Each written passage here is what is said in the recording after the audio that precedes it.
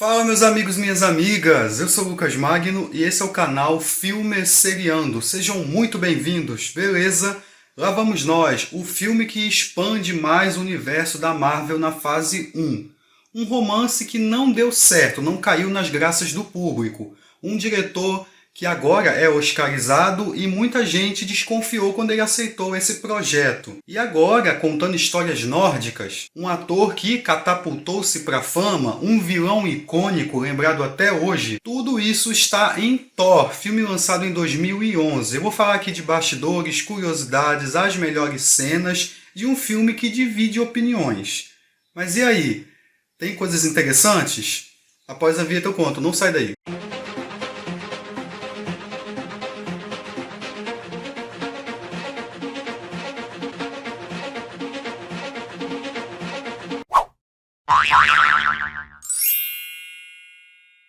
Thor, ou Thor, de 2011. O herói estreou numa antologia nos quadrinhos de ficção científica fantasia, Journey into Mystery, número 83, em agosto de 62. Ele foi criado por Stan Lee, Larry Lieber e Jack Kirby. A direção é do Kenneth Branagh, de Belfast, do Assassinato do Expresso Oriente, entre outros filmes. A mídia na época se surpreendeu muito quando ele foi anunciado como diretor, e aqui ele tentou trazer uma visão shakespeariana. E, surpreendentemente também, ele se declarou fã de quadrinhos desde a infância. Ele tentou trazer algo poético e grandioso, mas também tentando abordar questões humanas, no caso Thor. Por isso que o filme se passa boa parte na Terra e não em Asgard. A ideia era que o filme fosse uma versão fantástica de Henrique V, a famosa peça do Shakespeare sobre o rei britânico. A produção é do Kevin Feige. Ele já tinha anunciado que após a inserção do Homem de Ferro, teríamos um filme do Thor, um herói de origens divinas e místicas, que poderia ser o contraponto perfeito a essa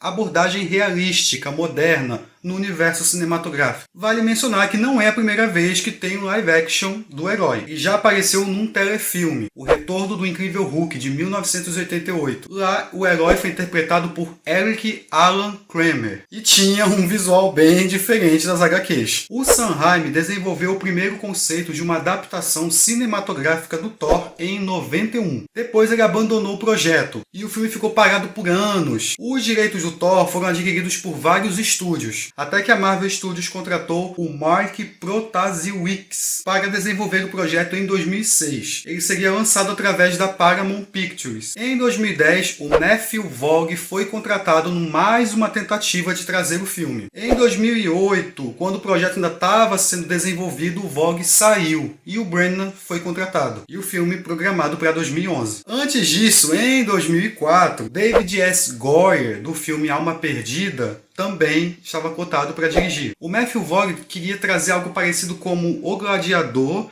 com essa cultura nórdica. O roteirista Mark Protasiewicz tinha uma ideia de trazer uma espécie de passagem do Antigo Testamento Nórdico para o Novo. Isso em abril de 2006. Como tinham muitas cenas com efeitos especiais, o orçamento foi de 300 milhões na época. O Matthew Vaughn estava envolvido ainda, então ele baixou os custos, modificou o roteiro para poder enxugar os valores. Dizem que o Vaughn deixou o projeto para dirigir Kick-Ass, Quebrando Tudo, de 2010. O DJ Caruso estava em negociações para dirigir o filme também. O Steven Spielberg foi cotado, mas ele foi rejeitado. Por quê? A DreamWorks estava se separando da Paramount Pictures. O Guillermo del Toro, o Louis Leterrier, que havia dirigido o Hulk, também estavam em negociações. O orçamento foi estimado em 150 milhões. Thor arrecadou 18,1 milhões de dólares, isso na América do Norte, 268,3 milhões em outros territórios, com um total de 449,3 milhões. Foi também o 15º filme de maior bilheteria de 2011. Os personagens principais foram escalados em 2009. As filmagens ocorreram na Califórnia e no Novo México, isso em janeiro de 2010. O filme foi convertido em 3D na pós-produção. Foi o primeiro filme da Marvel a adotar a tecnologia. Na trama, Thor está prestes a se tornar o rei de Asgard, quando forças inimigas quebram um antigo acordo de paz. Disposto a se vingar pelo ocorrido, o jovem guerreiro com um ego mais inflado que qualquer coisa decide invadir o planeta desse inimigo, desobedecendo às ordens do pai. Odin retira os poderes de Thor e o expulsa de Asgard, e ele vem parar na Terra. Lá, Thor conhece a cientista física Jane Foster e precisa recuperar o seu martelo, enquanto seu irmão Loki elabora um plano para assumir o poder. Mas os amigos e guerreiros de Asgard viajam para a Terra e tentam impedir o plano do Loki. Só que eles não vão chegar sozinhos e o inimigo está atrás deles para impedir que isso seja desfeito. Será que Thor conseguirá recuperar os seus poderes e ser digno do seu martelo? Antes de começar a falar do filme, eu vou pedir para você se inscrever no canal, comenta aí se você gosta ou não de Thor. É um dos heróis que eu até curto, ele foi bem desenvolvido na Marvel, mas eu queria ouvir a sua opinião. Não se esqueça de se inscrever no canal, me dá outras dicas de filmes para trazer aqui, quem sabe eu traga o 2, o Thor, Amor e Trovão, quem sabe, né? Vamos ver. Antes eu quero mostrar para vocês aqui o Blu-ray que eu tenho, tem pouca curiosidade também, poucos extras, mas assim, não é um filme assim que eu adoro, mas foi uma boa introdução, digamos, podia ser melhor. Estamos no Novo México, quando uma dupla de físicos e uma estagiária em ciência política acabam presenciando um evento, algo semelhante com uma aurora boreal, e acabam atropelando um homem misterioso. Estamos agora em 965 d.C. Acompanhamos uma antiga guerra dos gigantes de gelo com os Asgardianos. E é contado aí o prólogo dessa guerra através do Odin, interpretado pelo Anthony Hopkins. Querem dominar e congelar os 9 reinos, incluindo a Terra. Os gigantes foram derrotados, a fonte de energia deles foi retirada, e um acordo para manter essa paz. E aí temos um vislumbre ali de Asgard. Eu gosto dessa coisa imponente, meio com certeza shakespeariana, e assim, uma introdução forte para esse universo da Marvel. Aí o Odin fala com os filhos, o Thor e o Loki, sobre o acordo de paz, que precisam saber governar, saber ser rei. E aí conhecemos o Thor, interpretado pelo Chris Hemsworth. Um ego bem inflado, bem egoísta. Ele vai ser coroado rei de Asgard. O Loki, interpretado pelo Tom Hiddleston. Sua mãe, Frigga, interpretada pela Renée Russo. Bom, a escolha do Thor ficou bem acirrada entre o Chris Hemsworth e o seu irmão, Liam Hemsworth. O Chris achou bem engraçado isso. Os dois vieram da Austrália e acabaram lutando um contra o outro. O Chris diz que estava torcendo pelo irmão. Para se preparar para o papel, o ator ganhou muito corpo e peso. Um regime de 6 meses e idas à academia. E uma dieta massiva de ovos, frango, sanduíches, vegetais, arroz integral e bebidas proteicas. Ele cresceu tanto que foi preciso trocar o traje, que estava pressionando tanto ele e prejudicando sua circulação sanguínea. O Chris Hemsworth já tinha uma experiência com martelos, porque ele trabalhava como construtor na Austrália, isso por alguns anos. Originalmente, a personalidade do Dr. Donald Blake, que é uma identidade e personalidade alternativa do Thor, estaria no filme. Kevin McKidd foi considerado para o papel. No entanto, foi eliminado, e aí foi usado como uma identidade falsa do Thor. O Alexander Skarsgård foi considerado para ser o Thor por conta da sua aparência, tipo físico. O Brad Pitt foi considerado, o Channing Tatum, o lutador de WWE Paul Levesque. O Daniel Craig foi a primeira escolha, mas ele já estava envolvido com o 007. Charlie Hunnam também. O Tom Hiddleston, já vou falar dele. O Joel Kinnaman também fez teste para o papel. O Stan Lee, em entrevistas, disse que tinha muita vontade de interpretar o Odin, mas ele ficou muito feliz com a escalação do Anthony Hopkins para o papel. O Anthony Hopkins assinou como Odin, apesar de nunca ter lido uma história de quadrinhos do Thor, nem saber sobre a mitologia do personagem. O que o atraiu foi a relação entre pai e filho. Ele afirma que se identifica muito com o papel de Odin. Eu também sou um pouco como Odin. Ele é um homem severo, ele é um homem com propósito. Eu interpreto o Deus que bane seu filho de Asgard, porque ele estragou tudo. Ele é um jovem temperamental de cabeça quente, provavelmente um pedaço do velho quarteirão, mas decido que ele não está realmente pronto para governar o futuro reino. Então o bano, sou duro e minha esposa reclama, e eu digo, é por isso que eu sou o rei. O Mel Gibson recusou o papel de Odin. Houveram rumores também que o Brian Blessed seria também o Odin. Quem pensou em contratar o Tom Hiddleston foi o Kenneth Branagh, porque eles já haviam trabalhado juntos em uma peça de teatro. E ele queria o Tom como o Thor, por conta dos cabelos longos e sua altura. Os produtores até gostaram do ator. Ele fez testes, passou por semanas intensas de treinamentos na academia. Aí ele foi remanejado para Loki, porque a sua atuação ali como Thor, eles já acharam que parecia muito mais com o que eles queriam do Deus da Trapaça. Tom Hiddleston fez uma dieta rigorosa durante as filmagens, para que o Loki tivesse um rosto magro, mas faminto. O capacete era muito desconfortável para o ator, era pesado e ele não conseguia enxergar direito. E ele canalizou esse desconforto nas cenas de batalha do Loki. Quando Tom Hiddleston soube que participaria do filme, ele estava num pub terrível, lá no norte de Londres, e causou um alvoroço no lugar ao dar um grito. Para se preparar para o papel, o ator treinou a arte marcial brasileira, a capoeira. O ator pesquisou bastante sobre o personagem, descobriu que era um personagem multidimensional e se baseou em 3 atores diferentes para fazer o papel: o Jack Nicholson, o Clint Eastwood e o Peter O'Toole. Charlie Cox, Jim Carrey, Josh Hartnett foram considerados para o papel de Loki. Esse é o primeiro filme que a atriz Renée Russo faz depois de um hiato de 6 anos. Segundo a própria atriz, foi a filha que a convenceu a aceitar o papel de Frigga. Aí os gigantes de gelo invadem Asgard, bem na hora da coroação do Thor. O Thor já está querendo guerra e ele acha isso um motivo para quebrar essa aliança de paz. E você já vai vendo ali o Loki meio que manipulando por trás, tentando dar uma de deixa disso, mas quer que o irmão realmente parta para a ignorância. Aí o Thor quer ir a Jotunheim, que é o planeta desses gigantes de gelo. Para isso eles precisam cruzar a ponte da Bifrost, que é guardada pelo Heimdall, interpretado pelo Idris Elba. Para se preparar para o papel de Heimdall, o Idris Elba passou a ler bastante quadrinhos do Thor, onde o seu personagem aparecia em mais destaque. Ele disse em entrevistas que era um personagem que precisava ser refletido no filme. Ele aceitou o papel da mesma condição que a Renée Russo, sua filha é muito fã de quadrinho. Os fãs na época não curtiram muito a mudança de etnia do personagem, que no quadrinho é branco e no filme é negro. O Kenneth Branagh saiu em defesa do ator, porque se, segundo ele, temos algo bom para trabalhar, um ator excelente como é o Idris Elba, por que não colocá-lo no filme? Ou seja, quando se tem um bom ator, todo o resto é irrelevante. De acordo com o consultor científico desse filme, o Sean Carroll, a Bifrost é e deveria ser chamado de buraco de minhoca. Só que o Kevin Feige achou que seria um termo muito anos 90, dado que a série Stargate popularizou essa frase e também apresentava deuses nórdicos. Assim, uma nova frase foi usada, uma ponte Einstein-Rosen. Conhecemos também a Sif, interpretada por Jamie Alexander.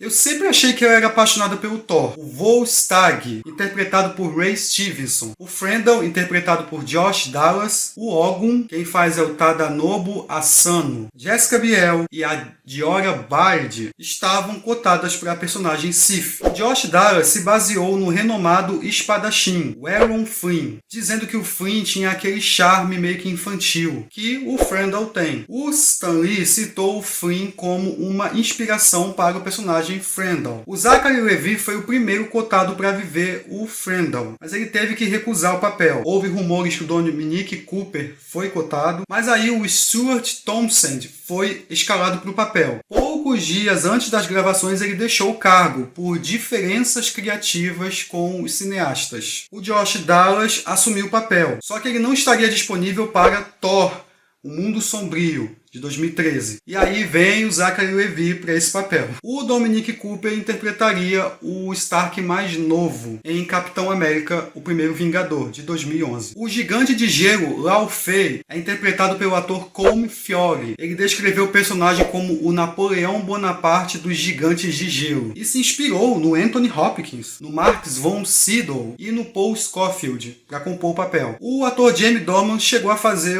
testes para interpretar um dos amigos do Thor, provavelmente também o Fendrel. Óbvio, rola uma treta do Thor, os amigos com o gigante de gelo. O Odin aparece para intervir. É uma pena que essa cena eu acho muito escura. Tem um monstro gigantesco ali que o Thor consegue matar com um martelo. Por conta da desobediência, o Odin retira os poderes do filho. E aí ele vem para a Terra. E aí voltamos para a cena em que os cientistas bateram com ele com um carro. Então o Thor vai ter que deixar de ser egoísta, vaidoso, para ser digno do martelo, que também vem parar na Terra. Aí um monte de caipira fica tentando levantar, até que a SHIELD aparece, começa a fazer experiências com esse objeto. O Stan Lee também faz uma ponta nessa cena aí que os caipiras tentam levantar o martelo. O Kenneth Branagh pediu que o Anthony Hopkins improvisasse na cena em que o Thor é banido. E quando aconteceu essa cena, muita gente que estava presente ali, o elenco, a equipe técnica, começou a chorar. O Chris Hemsworth e o Tom Hiddleston tiveram que se conter para não comprometer a cena. Essa cena, o Kenneth Branagh se inspirou num filme, A Vida de Zola, de 1937, onde um oficial do exército em desgraça foi destituído do seu posto. O martelo do Thor é o Mjolnir, é uma palavra nórdica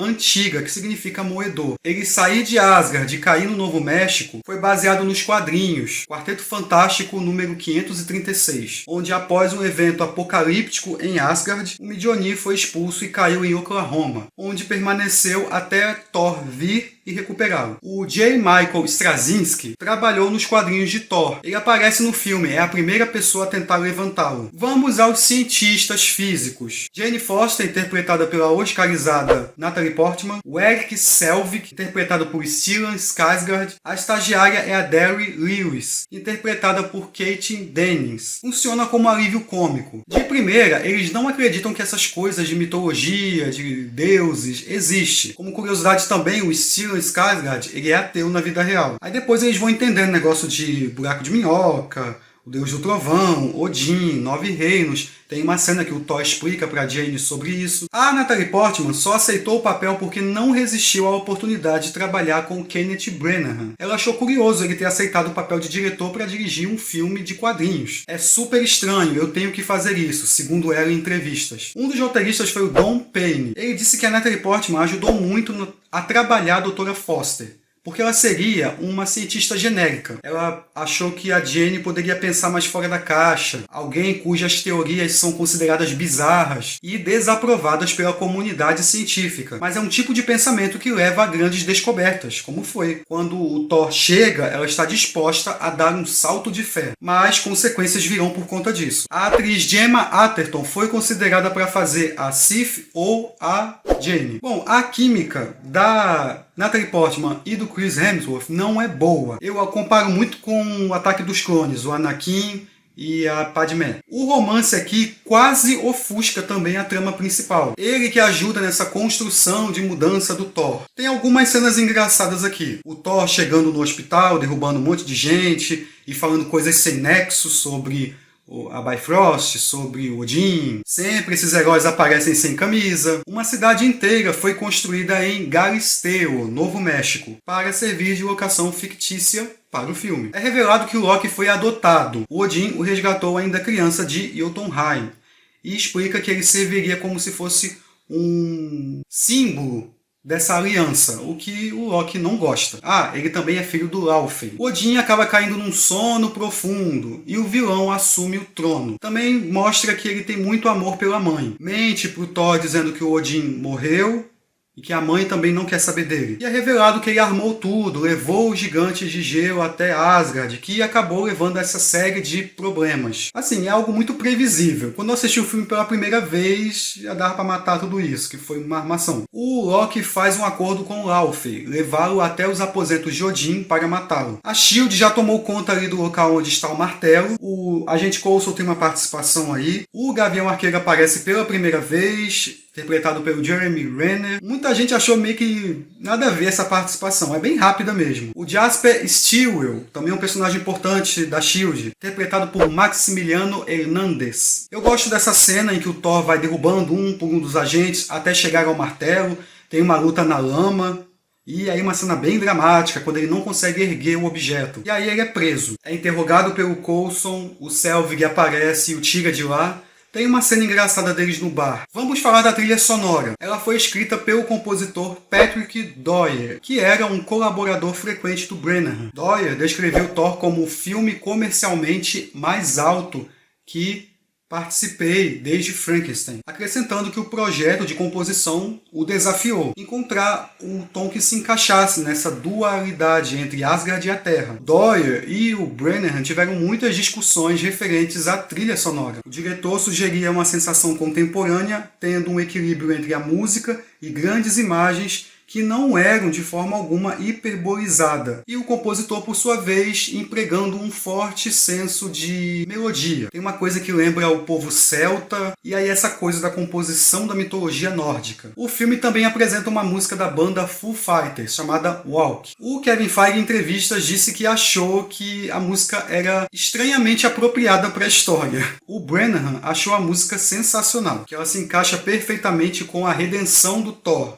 Essa coisa de aprender a ser um herói finalmente. A direção do Thor é repleta de truques simples, mas elegantes, segundo a crítica. Só que muita gente reclamou que havia um excesso do uso dos ângulos holandeses, os quais inclinam levemente a câmera em uma espécie de diagonal para deixar o plano distorcido. De acordo com o Branagh, a sua inspiração para o filme veio diretamente dos quadrinhos do Thor, tendo em vista que ao folhear diversas revistas via os personagens ajustados em um ângulo holandês, algo que quis aproveitar no filme. Segundo o próprio diretor, os desafios maiores foram conectar Asgard a uma terra no século XXI. Trata-se de encontrar o estilo e enquadramento, a paleta de cor, encontrar a textura e a quantidade de movimento das câmeras, que ajuda a expressar e celebrar as diferenças e distinções desses mundos. Se tiver sucesso, marcará esse filme como diferente. A combinação do primitivo e do sofisticado, do antigo e do moderno, para o diretor é a fusão potencialmente perfeita. Segundo o ator Chris Hemsworth, os coordenadores de ação do filme experimentaram diferentes estilos de combate, mas no final a técnica que o Thor utiliza é baseada no boxe. Postura baixa, no chão, com grandes e poderosos movimentos de quadril. Existem 1.309 tomadas de efeitos especiais neste filme. O designer de produção ficou a cargo do Bo Welch. A Sif e os três guerreiros, com a ajuda do Randall, vêm para a Terra. O Loki envia o Destruidor.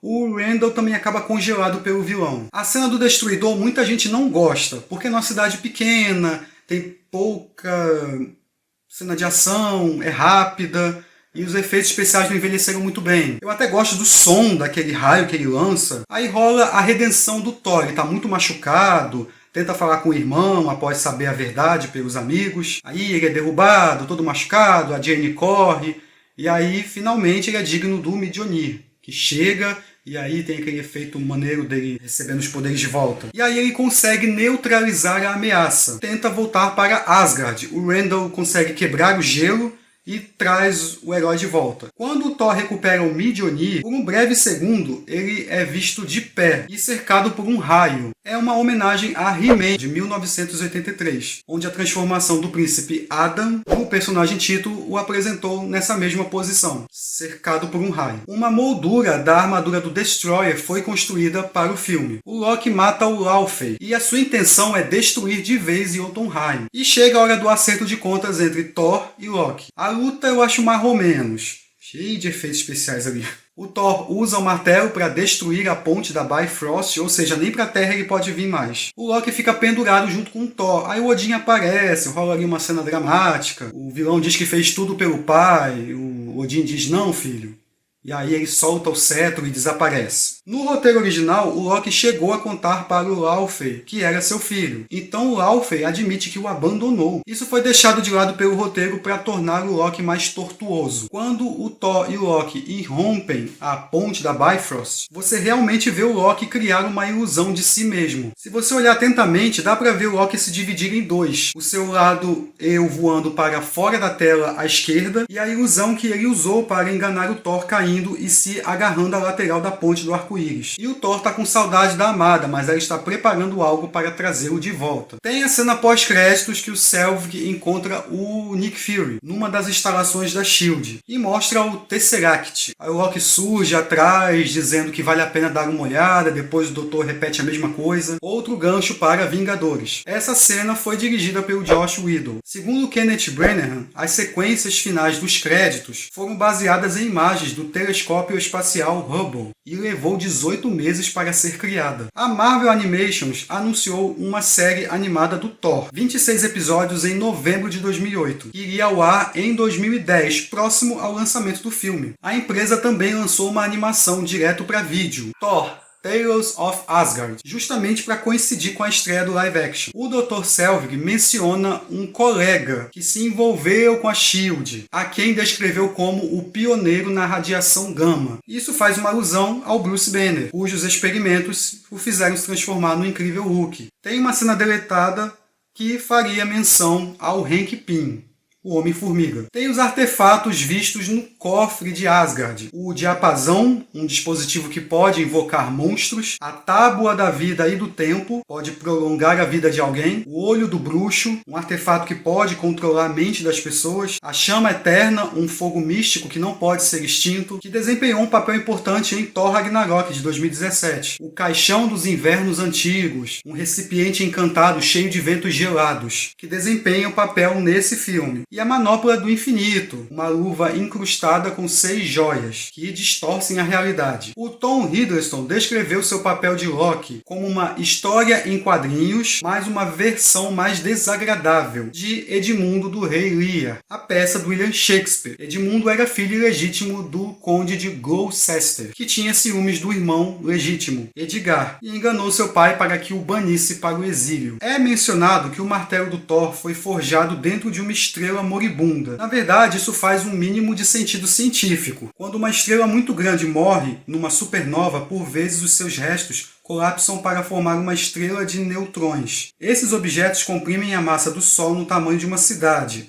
formando um novo tipo de matéria, apelidado de neutrônio. Uma única colher de chá deste material pesaria bilhões de toneladas. Se o Mjolnir fosse feito desse material, certamente explicaria o incrível peso. Nos quadrinhos do Thor de 2014, Loki foi projetado para ter a aparência do ator Tom Hiddleston por um breve período. Na mitologia nórdica, o apelido do Thor era protetor da humanidade. Os escandinavos até hoje usam amuletos Mjolnir, conhecidos como Thor-Meri, martelos do Thor. O Tom Hiddleston tornou-se fã de quadrinhos, especialmente do Loki. A cratera criada pelo impacto do Mjolnir no chão forma o escudo do Capitão América. O agente Coulson pergunta ao Thor se ele recebeu treinamento das Forças Especiais. O Chris Hemsworth foi treinado por um ex-Navy SEAL para seu papel como Thor. Foi o último filme do Marvel Studios a ser rodado num filme de 35mm. O roteirista Walter Simonson, famoso pelas histórias de Thor, foi convidado para uma participação no filme, mas ele recusou. Amora, a feiticeira, uma inimiga do Thor nos quadrinhos, iria aparecer no filme. Tinha até uma arte conceitual dela planejada. O Anthony Hopkins, em entrevistas, disse que o Kenneth Branagh o impediu de parar de atuar. A Brie Larson fez testes para algum papel nesse filme. O Chris Pratt fez uma participação para ser um ajudante do Thor, só que ele nunca recebeu um feedback de volta. A Jane Foster nos quadrinhos é loira e tem 1,60 m.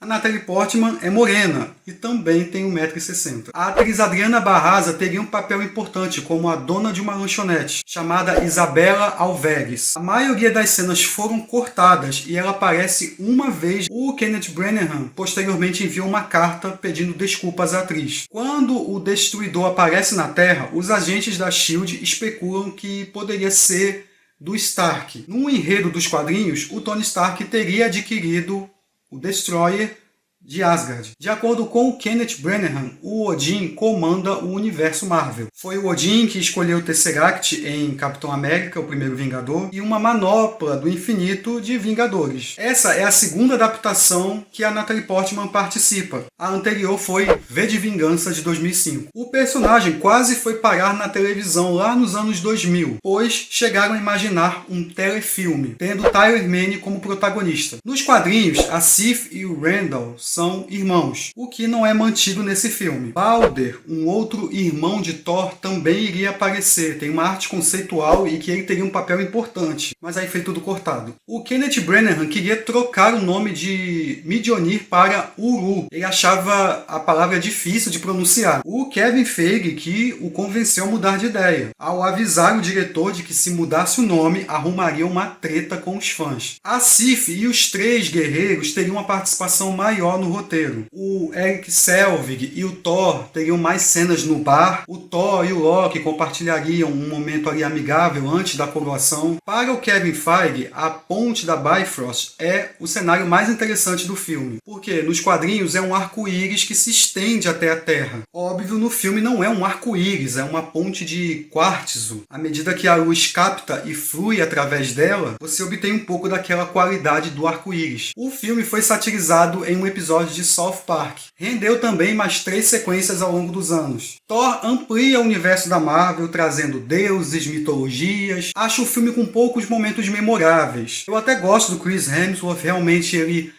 tenta dar uma identidade pro personagem, só que a gente só vai ver isso mais pra frente. O romance realmente não deu certo, é um pouco forçado. Outros personagens não têm destaque. E não é um filme ruim, ele cumpre o que promete, diversão e a fórmula da Marvel que todo mundo fala. É isso aí, pessoal, isso que foi Thor. Espero que vocês tenham gostado do vídeo. Se eu esqueci alguma curiosidade, comenta aí embaixo. Você é fã do personagem? Você gosta ou não desse filme? Mais uma vez eu peço que você se inscreva no canal, ativa o sininho para não perder nada. Se você gostou do vídeo, dá uma curtidinha aí que me ajuda bastante. Vou deixar minhas redes sociais aqui embaixo. Críticas, sugestões, feedbacks, elogios, deixa tudo aí que eu vou ler e vou responder. Se possível, compartilhe o vídeo também.